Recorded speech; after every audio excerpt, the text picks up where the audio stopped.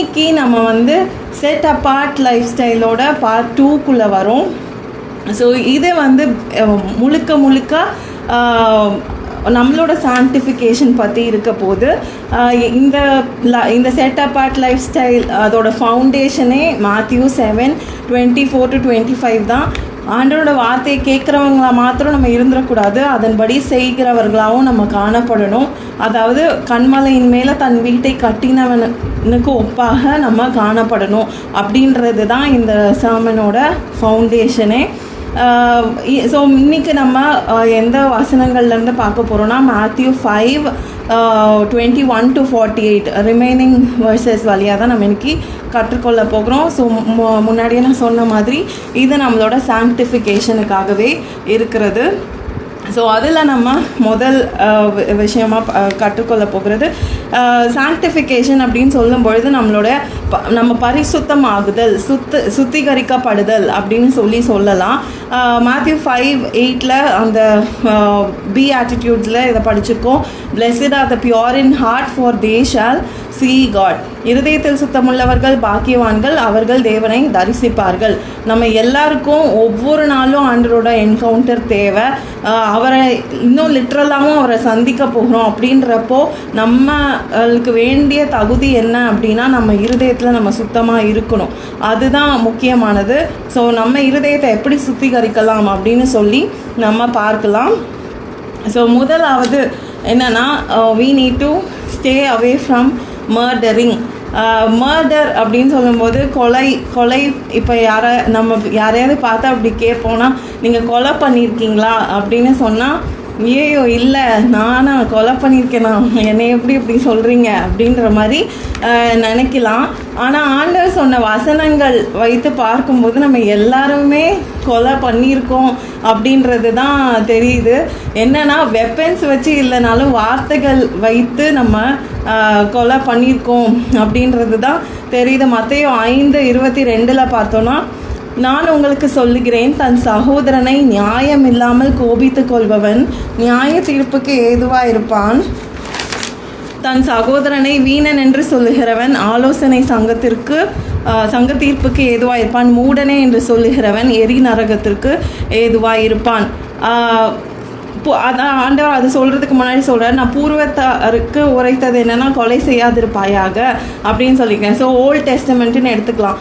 அதை ஆண்டவர் வந்து கமாண்ட்மெண்ட்ஸில் கொடுத்துருக்காரு, கொலை செய்யாதீங்க அப்படின்ட்டு. ஆனால் ஆண்டவர் சொல்கிறாரு, அதை முன்னாடி சொல்லியிருக்கதை கேட்டிருக்கீங்க, ஆனால் இன்றைக்கி தன்னோட சகோதரன் நியாயம் இல்லாமல் கோபித்து கொண்டுட்டு இருந்தா, இல்லை யூஸ்லெஸ் வேஸ்ட் அப்படின்னு சொல்லி நம்ம திட்டிகிட்ருக்கோம் அப்படின்னா, இல்லைனா ஃபூல் நீ மூடன் உனக்கு அறிவே இல்லை அப்படின்னு சொல்லி நம்ம சொல்லிகிட்டு இருப்போம்னா நிச்சயமாகவே எரி நரகத்துக்கு ஏதுவாக இருக்கிறோம். நம்ம வந்து கொலை பண்ணிகிட்ருக்கோம் அப்படின்றத தான் ஆண்டவர் வந்து இன்சஸ்ட் பண்ணுறாரு, இந்த வசனங்களில் சொல்கிறார். அதனால் நம்ம we need to stay away, we need to be cautious. இந்த மாதிரி நம்ம செய்து கொண்டு இருக்கிறோமா? பைபிளில் சகோதரனே அப்படின்னு சொல்லியிருக்கு. இதில் எந்த ரிலேஷன்ஷிப்பை வேணாலும் நம்ம போடலாம். அப்படின்றப்போ நம்ம வந்து எப்படி இருக்கோம், நம்ம வார்த்தைகள்னால நம்ம மற்றவங்களை கொண்டுட்ருக்கோமா அப்படின்றத நம்ம பார்த்து நம்மளை சுத்திகரிக்க வேண்டியது அவசியமாக இருக்கிறது. அடுத்தது என்ன அப்படின்னா அடல்ட்ரி, விபசாரம். ஆண்டவர் சொல்கிறார், விபசாரம் செய்யாதிருப்பாயாக என்று பூர்வத்தாருக்கு உரைக்கப்பட்டதை கேள்விப்பட்டிருக்கிறீர்கள். இதுவும் கமாண்ட்மெண்ட்டில் சொல்லியிருக்காங்க ஆண்டவர், நம்ம வந்து விபசாரம் செய்யக்கூடாது அப்படின்னு சொல்லிட்டு.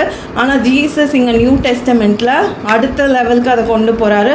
நான் உங்களுக்கு சொல்லுகிறேன், ஒரு ஸ்திரீயை இச்சையோடு பார்க்கிற எவனும் தன் இருதயத்தில் அவளோடே விபசாரம் செய்தாயிற்று. ஸோ ஆண்டவர் வந்து இங்கே நியூ டெஸ்டமெண்ட் அந்த நியூ இதில் வாழ்கிற நம்மளை பார்த்தோன்னா, நியூ டெஸ்டமெண்ட்டை ஃபாலோ பண்ணி வாழ்கிற இயேசு கிறிஸ்துவுடைய வார்த்தைகளை ஃபாலோ பண்ணி வாழ்கிற நமக்கு இன்னுமே ஜட்ஜ்மெண்ட் ரொம்ப மோசமாக இருக்கும்னு நினைக்கிறேன். ஏன்னா ஆண்டவர் வந்து லிட்ரலாக அந்த ஆக்ஷன் இல்லைனாலும் நம்மளோட தாட் லைஃப்பை ஆண்டவர் ரொம்ப பார்க்குறாரு. நம்மளோட தாட் லைஃப் மேலே ரொம்ப கன்சர்ன்டாக இருக்கிறாரு. ஏன்னா தாட்டில் அது வந்துருச்சுன்னா கண்டிப்பாக அதை மைண்ட் எங்கே ஃபாலோ ஆகுதோ அங்கேயே மேனும் போவான் அப்படின்னு சொல்லுவாங்கள்ல. அது மாதிரி நம்மளோட தாட் லைஃபே பரிசுத்தமாக இருக்க வேண்டும் அப்படின்றத தான் ஆண்டவர் வந்து எதிர்பார்க்கிறதா இருக்கிறது. இந்த மாதிரி ஒரு பெரிய பாவமாக நம்ம பார்க்குற ஒரு விஷயமே ஆண்டவர் அவ்வளோ இதாக சொல்லியிருக்காரு. நம்ம இச்சையோட பார்க்கக்கூட கூடாது.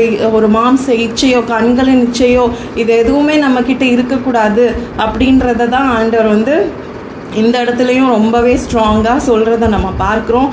அது எந்த அளவுக்குனா, உன் வலது கண் தப்பு செஞ்சிச்சு அப்படின்னா நீ அதை பிடுங்கி எரிஞ்சு போட்டுரு. அதோட நீ சேர்ந்து நரகத்துக்கு போகிறதுக்கு நீ வந்து அது இல்லாமல் நல்லா இருக்கலாம் அப்படின்னு சொல்லி ஆண்டவர் சொல்கிறாரு. அதே போல் வலது கை, அது வலது கையோ இடது கை எந்த இது தப்பு செஞ்சாலும் அந்த உறுப்பையே நீ தரித்து போட, அதோட நீ எரி நரகத்துக்கு போக வேண்டாம். அந்தளவுக்கு ஆண்டவர் வந்து சீரியஸாக இந்த விஷயங்களை எடுத்து சொல்கிறத நம்ம பார்க்குறோம். So we also need to check our thought life. நம்மளோட சாங்டிஃபிகேஷனுக்கு நம்மளோட வெளிப்புறமாக இருக்கிறது மாத்திரமல்ல, நம்மளோட தாட் லைஃப் எப்படி இருக்குது அப்படின்றத குறித்தும் நம்ம பார்க்க வேண்டியதாக அவசியமாக இருக்கிறது. அடுத்தது வந்து டிவோர்ஸ். ஸோ இந்த காலகட்டத்தில் இது வந்து ரொம்ப ஈஸியாக நடந்துகிட்ருக்க ஒரு விஷயமா இருக்குது. அன்பு தனிகிற காலமாக ஆண்டவர் வந்து ஒரு வே ஆஃப் லிவிங்காக மேரேஜை க்ரியேட் பண்ணியிருந்தார். அப்படி தான் இருக்கணும். ஒரு ஆணும் பெண்ணுமா படைத்ததுக்கு காரணமே மேரேஜுன்ற ஒரு விஷயத்துக்கு தான். ஆனால் இந்த காலகட்டத்தில் பிசாசு வந்து கப்பிள்ஸ்குள்ள மேரேஜை குலைக்கும்படியாக அதுக்கு ஆப்போசிட்டாக இந்த டிவோர்ஸை கொண்டு வந்துட்டு இருக்கிறத நம்ம நிறையா பார்க்குறோம். அப்படின்றப்போ பைபிள் இதை குறித்து என்ன சொல்லுது அப்படின்னு சொன்னால், ஒரே ஒரு ரீசனுக்கு ஆண்டவர் வந்து டிவோர்ஸை அக்செப்ட் பண்ணுறார். என்னன்னா வேசித்தன முகாந்திரம். அடல்ட்ரியில் இருக்கிறாங்க, ஒரு விபச்சாரமோ வேசித்தனமோ அவங்களுக்குள்ள இருக்குது அப்படின்னா அந்த ஒரு ரீசனுக்கு தன் மனைவியை தள்ளி விடலாம், அதாவது டிவோர்ஸ் பண்ணலாம் அப்படின்ற இதை பைபிள் படி நம்ம லீகலாக பார்த்தோன்னா இந்த ஒரு ரீசனுக்கு அக்செப்டட் பண்ணுறாங்க. ஆனாலும் அது இல்லாமல் ஒரு ஏதோ இது இல்லாமல் வேறு எந்த ரீசனுக்கு டிவோர்ஸ் அப்படின்னு சொன்னாலும் அதை ஆண்டவர் ரொம்ப சீரியஸாக பேசுகிறாரு.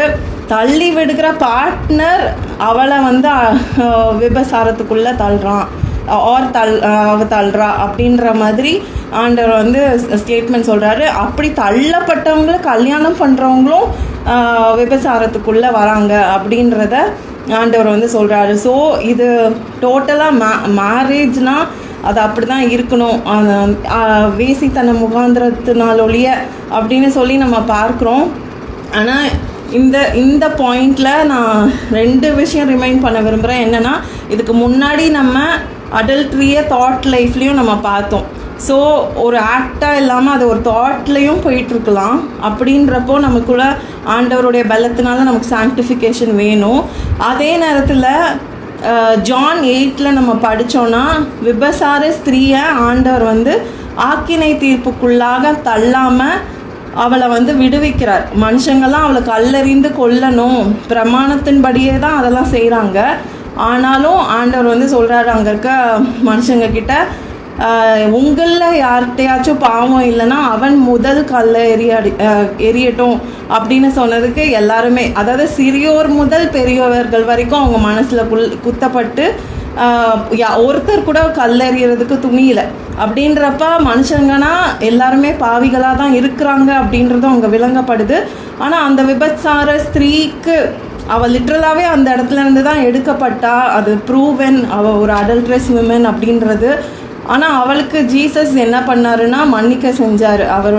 அவள் பாவங்களை மன்னிச்சு, உன்னை நானும் ஆக்கினைக்கு தீர்ப்புக்குள்ளாக இப்போ நான் போடல, நீ ஆனால் இனிமேல் இந்த தப்பை செய்யாத அப்படின்னு சொல்லி அங்கே ஃபர்கிவ்னஸை கொடுக்குறத நம்ம பார்க்குறோம். அதனால் இது மாதிரி ஒரு ஸ்பவுஸ் இருந்தாலுமே ஒரு ரிப்பென்டபிள் ஹார்ட் இருக்குது, அவங்கள ஏதோ ஒரு பிசாசன் காரியத்தினால இந்த மாதிரி ஒரு இதுக்குள்ளே மாட்டிக்கிட்டாங்க, ஆனால் அவங்க அதை விட்டு வெளியே வர முடியும்னு நம்மளால் சென்ஸ் பண்ண முடிஞ்சிச்சுன்னா நிச்சயமாக ஆண்டவரோட பலத்தை கொண்டு அவங்கள மன்னித்தும் நம்மளால் ஏற்றுக்கொண்டு அந்த மேரேஜை கொலைக்காமல் இருக்க முடியும். மற்றபடி காட் இஸ் அகேன்ஸ்ட் டிவோர்ஸ். மோசே இதை கொடுத்துருக்காருன்னு சொல்லி பரிசேயர்கள் சர்டிஃபிகேட் ஆஃப் டிவோர்ஸ், மனைவியை தள்ளி விட்டுட்டு சர்டிஃபிகேட் ஆஃப் டிவோர்ஸை கொடுத்துட்டா போதும்னு மோசே சொல்லிட்டாரு அப்படின்னு பரிசேயர்கள் வந்து ஜீசஸ் கிட்ட கேட்கும்போது ஜீசஸே சொல்கிறாரு, அவன் கொடுத்ததுக்கு காரணம் உங்களோட இருதய கடினம் தான், வேறு எதுவும் கிடையாது. ஆனால் நான் சொல்கிறேன், ஆண்டவர் இணைத்ததை மனிதன் பிரிக்கக்கூடாது அப்படின்றத ஜீசஸ் அங்கே தெளிவாக சொல்லிடுறாரு. அதனால இந்த காலகட்டத்தில் நம்மளோட ஃபேமிலிஸ்குள்ளேயும் சரி வெளியிலையும் சரி இந்த டிவோர்ஸ் அப்படின்னா அந்த ரீசன் என்ன அப்படின்றத உண்மையாகவே ஆராய்ந்து ஆண்டவருக்கு அகென்ஸ்டாக இருக்கா இல்லையா அப்படின்றத நம்ம பார்த்து செயல்பட வேண்டியது ரொம்பவே முக்கியமான ஒரு விஷயமாக இருக்கிறது. அடுத்தது ஆண்டவர் வந்து எந்த விஷயத்தில் நம்ம கேர்ஃபுல்லாக இருக்கணும் அப்படின்னு சொல்கிறாருன்னா ப்ராமிஸ் மேக்கிங். ஈஸியாக வந்து காட் ப்ராமிஸ், மதர் ப்ராமிஸ் அப்படின்னு சொல்லிலாம் சின்ன வயசுலேருந்து ஈஸியாக அது பேச்சு வழக்கு மாதிரி வந்துடும். ஆனால் ஆண்டவரை பொறுத்த வரைக்கும் நம்ம ப்ராமிஸ் பண்ணக்கூடாது, எதன் பேரின் மேலேயும் ப்ராமிஸ் பண்ணக்கூடாது. அப்போ என்ன பண்ணணும்னா இருக்கிறத இருக்கிற மாதிரி சொல்லணும். உள்ளதை உள்ளதென்றும் இல்லதை இல்லதென்றும் சொல்லுங்கள், இதற்கு மிஞ்சினது எல்லாமே தீமையினால் உண்டாயிருக்கும் அப்படின்னு ஆண்டவர் எழுதிட்டார். அப்படின்னா ஒன்று இருக்குன்னா இருக்குது, இல்லைனா இல்லை. அதுக்கு மிஞ்சி நம்ம என்ன சொன்னாலும் எப்படி பூசி மழுப்பி பேசினாலும் அது தீமையினால தான் உண்டாயிருக்கு. அதனால் நம்ம வந்து ரொம்ப ஜாக்கிரதையாக நம்மளோட வார்த்தைகளில் இருக்க வேண்டியது அவசியமாக இருக்கிறது. இது எல்லாமே நம்மளோட பர்சனல் சாங்டிஃபிகேஷனுக்கு தான். ஒவ்வொருத்தரும் அப்படி நம்மளை சுத்திகரிக்கும் பொழுது அதில் ஆண்டரோட நாம மகிமைப்படுகிறதா இருக்கிறது. ஆண்டவர் அந்த மேத்யூ 5:33-37 நிறைய சொல்லியிருக்கிறாரு எது மேலெல்லாம் நம்ம சத்தியம் பண்ணக்கூடாது அப்படின்னு சொல்லியெல்லாம் நம்மளுக்கு ஆண்டவர் சொல்லி கொடுத்துருக்கிறாரு. அல்டிமேட்டாக ஃபைனல் இது நம்ம இருக்கிறதா சொல்லணும், அதுக்கு மிஞ்சி எதுவும் பேசக்கூடாது. ப்ராமிஸ் கீப்பர், ப்ராமிஸ் மேக்கர் எல்லாமே வந்து ஆண்டவர் மட்டும்தான். ஏன்னா மனுஷன் வந்து அன்ஸ்டேபிள். அவன் என்ன தான் நம்ம கடவுளுக்குள்ளே இருந்தாலும் ஒரு வார்த்தையை சொல்லிட்டு அதன்படி செய்ய முடியாமல் போகிறதுக்கு நிறைய வாய்ப்புகள் இருக்குது. காரணம் சொல்லுவோம், இதனால் எனக்கு இது செய்ய முடியல அப்படின்ற ரீசன் தான் மனுஷன்கிட்ட இருந்து நிறையா வருமே தவிர ஒரு சொன்னதை நான் செஞ்சிருவேன் கண்டிப்பாக அப்படின்னு எந்த ஒரு மனுஷனாலையும் கேரண்டி கொடுக்கவே முடியாது. என்னாகமம் 23:19 நம்ம பார்க்குறோம், பொய் சொல்ல தேவன் ஒரு மனிதன் அல்ல, மனம் மாற அவர் ஒரு மனு புத்திரனும் அல்ல, அவர் சொல்லியும் செய்யாதிருப்பாரா, அவர் வசனித்தும் நிறைவேற்றாதிருப்பாரா அப்படின்னு சொல்லி ஆண்டவர் சொல்கிறார். அப்போ ஆண்டரே அங்கே மனுஷனை குறித்தும் சொல்லிடுறாரு, அவரை குறித்தும் அவர் சொல்லிடுறாரு, அவன் பொய் சொல்லக்கூடியவன் தான் மனுஷன், மனம் மாறக்கூடியவன் தான் மனுபுத்திரன். ஆனால் ஆண்டவர் அப்படி கிடையாது. அவர் சொன்னாருன்னா அது நிச்சயமாக அவர் செய்வார். அவர் மனமும் அதிலெல்லாம் மாற மாட்டார். அவர் சொன்னார்னா நிச்சயமாக அவர் செய்வார். ஸோ ப்ராமிஸ் மேக்கிங் நம்ம கண்டிப்பாக பண்ணக்கூடாது. அடுத்தது வந்து நம்மளோட பெஸ்ட் ஆஃபரிங் டு காட் அப்படின்னு நம்ம பார்த்தோன்னா அது நம்மளோட காணிக்கையோ நம்மளோட எந்த விதமான கிஃப்ட்ஸும் கிடையாது. நம்மளோட இருதயம் தான் ஆண்டவருக்கு நம்ம கொடுக்க போகிற பெரிய கிஃப்ட்டு. ஆண்டவர் வந்து எப்படி சொல்லியிருக்காருன்னா, இதை வந்து 2 சர்க்கிள் மாதிரி ஞாபகம் வச்சுக்கோங்க. ஒரு சர்க்கிள் 1 வந்து நம்மளோட ரொம்ப ரிலேஷன்ஷிப் ரொம்ப இம்பார்ட்டண்ட்டாக அவங்களோட நமக்கு தேவை. அது நம்ம ஸ்பௌஸாக இருக்கலாம், பேரண்ட்ஸாக இருக்கலாம், சில்ட்ரனாக இருக்கலாம், பிரதர் சிஸ்டர், அந்த மாதிரி எந்த ஒரு எல்லாரையும் வந்து நீங்கள் சர்க்கிள் 1 வச்சுக்கோங்க. சர்க்கிள் 2 வந்து it could even be are enemies, எதிராளியா, பகைவர்களா, தேவையில்லாதவங்க, அவங்க கூட நம்மளோட ரிலேஷன்ஷிப் வந்து தேவையில்லை, அவங்க ரிலேஷன்ஷிப்பே அந்த மாதிரி ஒரு சர்க்கிள் இருக்குது அப்படின்னு வச்சுக்கலாம். இந்த ஃபர்ஸ்ட் சர்க்கிளோட நம்மளுக்கு ஒரு பிரச்சனை இருக்குது அப்படின்னு சொன்னால், அதாவது நம்மளோட சகோதரனுக்கு நம்ம பேரில் ஒரு குறைவு இருக்குது, அப்போனா நம்ம ஏதோ தப்பு பண்ணிட்டோம், அவன்கிட்ட சாரி கேட்க வேண்டியது இருக்குது அப்படின்ற மாதிரி ஒரு சினாரியோ இருக்குது, நம்ம ரிலேஷன்ஷிப்பை காப்பாற்றிக்கணும், அப்படிப்பட்ட நபர் அவங்க அப்படின்னு சொன்னால் அவங்க கூட நம்ம ஒப்புரவாகணும், நம்ம ரெக்கன்சைல் பண்ணணும், ஃபுல்லாகவே அந்த ரிலேஷன்ஷிப்பை ரிஸ்டோர் பண்ணணும். அப்படி பண்ணிட்டு தான் நம்ம காணிக்கையே ஆண்டவர்கிட்ட கொண்டு வந்து கொடுக்கலாம். உலகம் சொல்லும், நீ பாவம் பண்ணிட்டேன்னா அதுக்கு பரிகாரமாக எதையாவது செய், ஒரு பலி கொடு, இல்லைன்னா காணிக்கையை செலுத்து, சரியாயிடும் அப்படின்னு. ஆனால் ஆண்டவரை பொறுத்த வரைக்கும் அது கிடையாது. ஆண்டவரை பொறுத்தவரை நீ காணிக்கையே கொண்டு வந்தாலும் உனக்கு வந்து அங்கே பிரச்சனை இருக்குதுன்னு உனக்கு ஞாபகம் வந்துச்சுன்னா, காணிக்கை எனக்கு செலுத்துறதுக்கு முன்னாடி அதை வச்சுட்டு போய் அவன் கூட ஒப்புரவு ஆகிட்டு என்கிட்ட வந்து இந்த காணிக்கையை செலுத்து அப்படின்னு ஆண்டவர் சொல்கிறார். அதனால் அந்த ரெக்கன்சைல் பண்ணுற ஹார்ட் நம்மளுக்கு வேணும். இதே அந்த எதிராளி, பகைவர்கள், ஒரு அட்வர்சரி, அவங்க கூட ஒரு பிரச்சனை அப்படின்னு சொன்னால் ஆண்டவர் சொல்கிறாரு, அங்கேயும் நம்ம வந்து வீம்பு பண்ணிட்டோம், நம்ம வம்பு பண்ணிட்டோம் இருக்கக்கூடாது. அவங்க கூட சீக்கிரமாய் அவங்க கூட நம்ம நல்மனம் பொருந்தாவிட்டால் அவன் கடைசி காசு தீர மட்டும் நம்மளை டார்ச்சர் பண்ணி நம்மளை வந்து, அதாவது நம்ம பீஸ் போயிடும், எல்லாமே போயிடும். ஆனால் அந்த இருதயம் வந்து ரொம்ப கேர்ஃபுல்லாக, ஏன்னா இருதயம் உடஞ்சோ ஏதோ போச்சுன்னா எல்லாமே போச்சு. லைஃப் கூட நிறைய பேர் லூஸ் பண்ணிடுறாங்க. ஆனால் ஆண்டவர் வந்து நிறைய சீக்ரெட்ஸ் நமக்கு இந்த மாதிரி சொல்லி தராரு. இது நம்மளோட சாங்டிஃபிகேஷனுக்காக தான். அவன் கூட நம்ம ரிகன்சைல் ஆகி அவர் கூட ரிலேஷன்ஷிப் மெயின்டைன் பண்ணுன்றது கிடையாது. அந்த சர்க்கிள் நம்பர் 2க்குள்ளே யார் இருந்தாலும் நமக்கும் அவங்களுக்கும் ப்ராப்ளம், நம்ம மேலேயும் ஏதோ தப்பு இருக்குன்னா சீக்கிரமாக அவங்க கூட நல்மனம் பொருந்திடணும். இல்லைன்னா அது ட்ரபிளில் தான் போகுது அப்படின்றத தான் ஆண்டவர் நமக்கு சொல்லி தராரு. ஸோ அதை நம்ம அதாவது அவங்க கூட சரி அவங்க கூட எல்லாத்துக்கும் ஒத்து போகணுன்னு இல்லை, ஜஸ்ட் அதை அக்ரி பண்ணிவிட்டு ஓகே சாரி இது இப்படி பண்ணியிருக்கலாம் தான், நீ சொன்னது கரெக்டு தான், ஏதோ ஒன்று பண்ணிவிட்டு நம்ம வந்து போயிட வேண்டியதான், அவ்வளோதான் நம்ம பண்ண வேண்டியது. எதிராளியாக இருந்தால் அந்த மாதிரி இது பண்ணோம். அடுத்தடுத்த பாயிண்ட்ஸுமே இதுக்கு கொஞ்சம் ஒத்து தான் வரும். ஸோ அடுத்தது பார்த்தா டிட் ஃபார் டேட். நம்ம வந்து இது சர்க்கிள் நம்பர் 1ஓ சர்க்கிள் நம்பர் 2ஓ யாராக வேணாலும் இருக்கலாம். பழிக்கு பழி அப்படின்ற எண்ணம் நமக்குள்ளே இருந்துச்சு, நீ இப்படி பண்ணலை அதனால் நான் எப்படியும் இதை பண்ணி தான் காட்ட போகிறேன் பார் அப்படின்னு சொல்லி நம்ம இருப்போமானால் அது ரொம்பவே தவறு. ஆண்டவர் வந்து சொல்கிறாரு, நம்மளை வந்து தீமையோடு நீ எதிர்த்தே நிற்காத அப்படின்றது தான் ஆண்டவரோட கட்டளையாக இருக்குது. அவன் வந்து அந்த மாதிரி ஒரு பிரச்சனை வருதுன்னா ஆண்டவரோட வே ஆஃப் அதை டேக்கிள் பண்ணுறதுக்கு ஒரு வே என்ன சொல்லி தராருன்னா, ஒரு கன்னத்தை அவன் அரைஞ்சான், இன்னொரு கன்னத்தையும் காட்டிடு. உன்னோட உன் வஸ்திரத்தை கேட்டால் உன் அங்கியையும் அவனுக்கு விட்டுவிடு. உன்னை 1 மைல் தூரம் வர கூப்பிட்டானா நீ 2 மைல் தூரமே போயிடு. உன்கிட்ட கேட்குறவனுக்கு நீ கொடு, உன்கிட்ட கடன் வாங்கணும்னு நினைக்கிறவன்ட்ட முகம் கோணாத. இதெல்லாம் வந்து ஆக்சுவலி நம்ம நினைக்கிறோம் நம்ம லூஸ் பண்ணுறோம், ஒருத்தர் நம்மளை அடிக்கிறான், நான் இன்னொரு கணத்தை வர காட்டணுமா அப்படின்னு சொல்லி நம்மளுக்கு ஈகோ மாதிரி தோணும். ஆனால் ஆண்டவர் வந்து ஆக்சுவலி இதை எதுக்கு சொல்லித்தராருன்னா, அவன் உன்னை விட்டே போயிடுவான். இந்த மாதிரி நம்ம பண்ணும்போது ரியலாக பார்த்தா அவனுக்கு நம்ம மேலே இருக்கிற கிரிப் வந்து லூசன் ஆகும். அதுக்காக தான் ஆண்டவர் இந்த சீக்ரெட்டை சொல்லித்தராரு. ஆனால் நம்மளுக்கு டிசர்ன்மெண்ட் வேணும். நம்ம ஒருத்தன் வந்து வேணும்னு தான் நம்மளை டார்ச்சர் பண்ணுறான், வேணும்னு தான் நம்மளை வம்பிழுக்க போகிறான் அப்படின்னு தெரிஞ்சால் அவனுக்கு வந்து வரியா இல்லையான்னு நான் பார்த்துடுறேன் அப்படின்ற ஒரு இதில் கூப்பிட்டானா, வா போகலாம், இன்னும் கூட போயிடலாம் வா அப்படின்னு சொன்னால் அவனுக்கு இன்னொரு மைல் நடக்கிறதுக்கு அவனுக்கு பலனே இருக்காது. சும்மா கேட்டு பாப்பா. பிசாசு வந்து இது பிசாசுக்கு நம்ம ஒப்பிடலாம், சும்மா போட்டு பார்ப்பான், அப்படியா வா இதையும் பண்ணிடும் ஆண்டர் கொடுப்பார் அப்படின்ட்டு ஒரு வார்த்தையை போட்டு போனால் அவன் அங்கேயே விட்டுட்டு போயிடுவான். அது மாதிரி தான் ஆண்டர் வந்து இந்த சீக்ரெட்ஸை நமக்கு சொல்லி தராரு. ஸோ அதையும் நம்ம பழிக்கு பழி வாங்குதல், கண்ணுக்கு கண் பல்லுக்கு பல்லுன்னு நம்ம நிற்கக்கூடாது.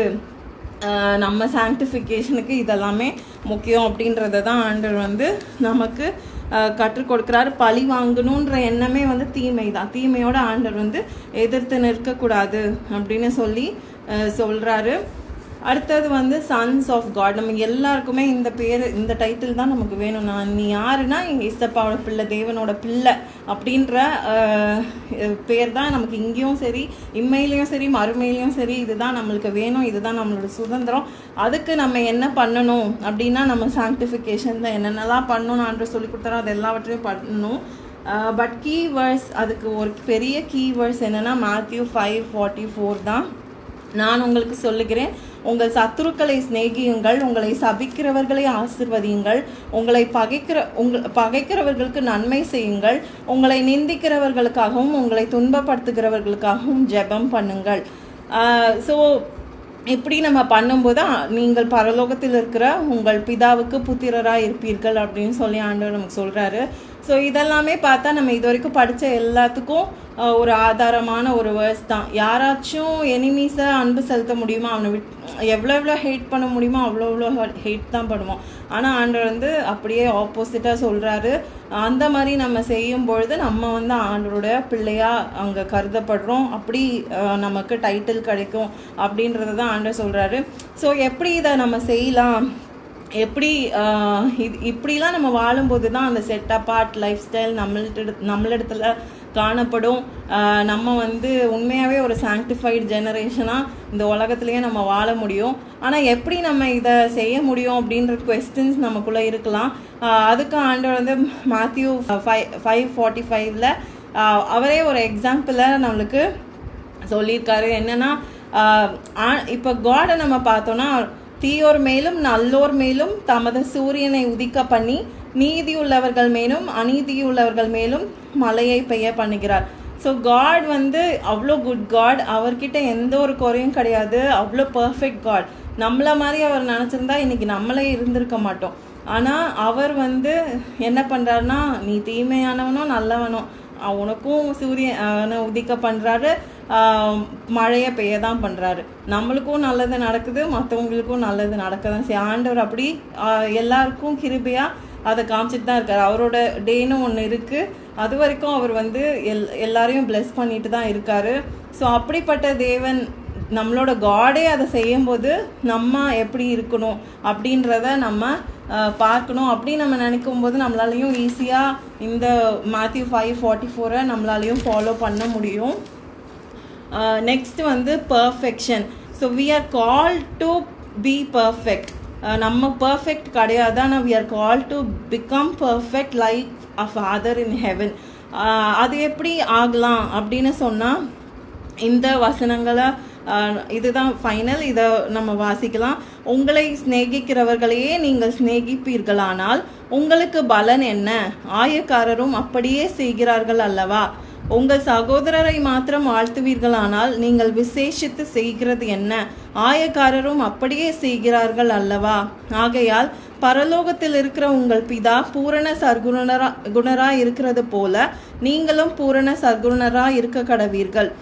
ஸோ பர்ஃபெக்ஷன் அப்படின்னு நம்ம சொல்லும்போது உலகம் வந்து என்ன, எப்படி உலகத்தை பொறுத்த வரைக்கும் நம்ம பர்ஃபெக்ட்னா என்ன சொல்லலாம்? இப்போ அவங்க எனக்கு 500 ரூபாய்க்கு செஞ்சுட்டாங்கன்னா நானும் 500 ரூபாய்க்கு செஞ்சுட்டேன், அதுதான் பர்ஃபெக்ட். பரவாயில்ல, அப்படியே அக்யூரேட்டாக எக்ஸாக்டாக நான் பண்ணிட்டேன் அப்படின்றது, அவங்க என்ன எதிர்பார்த்தாங்களோ அதை நான் அப்படியே கொடுத்துட்டேன் அப்படின்றது தான் உலகத்தை பொறுத்த வரைக்கும் பர்ஃபெக்ஷன். ஆனால் ஆண்டவரை பொறுத்த வரைக்கும் அப்படியே ஆப்போசிட். அவன் தகுதியே இல்லைனாலும் நம்ம அதை அவனுக்கு செய்யணும்.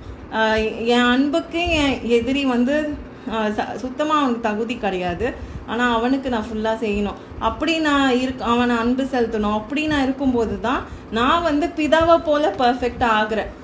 ஸோ அதுதான் ஆண்டவரோட ஃபார்முலா, டு பி பர்ஃபெக்ட். அந்த மாதிரி நம்ம வாழ்க்கையை நம்ம மாற்றிக்கொள்ள வேண்டியது அவசியமாக இருக்குது. இதுக்கும் பெஸ்ட் எக்ஸாம்பிள் வந்து ஜீசஸ் தான். காட் த ஃபாதர், ஜீசஸ் எல்லாரையுமே நம்ம சொல்லலாம். ஏன்னா நம்ம பாவிகளாக இருக்கிறோம், இந்த உலகமே பாவமாக இருக்குன்றப்போ ஆண்டவர் வந்து இந்த உலகத்தை நேசித்தார். அவரோட அன்புக்கு சுத்தமாக துளியளவு கூட நம்ம தகுதி கிடையாது, ஆனால் நம்மளை முழு மனதோடு நேசித்தார். அவரோட சொந்த குமாரனே அவர் நமக்கு தந்தார். ஏசு கிறிஸ்துவை நம்ம சிலுவையில் பார்க்கும் பொழுது அவரை அவ்வளோ துன்புறுத்தி குத்தி அவரை சாகும்படியாக அவரை ட்ரீட் பண்ணாங்க. ஆனால் ஆண்டவர் சிலுவையில் போயிட்டு பிதாவே இவங்களை மன்னிங்க, இவங்க என்ன செய்கிறாங்கன்னே தெரியாமல் செய்கிறாங்க அப்படின்னு சொல்லி அவரால் சொல்ல முடிஞ்சிச்சு. இன்றைக்கி அவங்களாம் தான் பர்ஃபெக்ட் எக்ஸாம்பிள்ஸ் நமக்கு. அப்போ நம்மளும் இன்றைக்கி பர்ஃபெக்டாக இருக்கணும், நம்ம பிதாவை போலேயே பர்ஃபெக்டாக இருக்கணும், பரலோக தகப்பனை போலேயே நம்ம பர்ஃபெக்டாக இருக்கணும்னு சொன்னால் அவருடைய அடிசுவடுகளை நம்மளும் பின்பற்றுகிறவர்களாக இருக்க நம்மளும் முற்படணும்.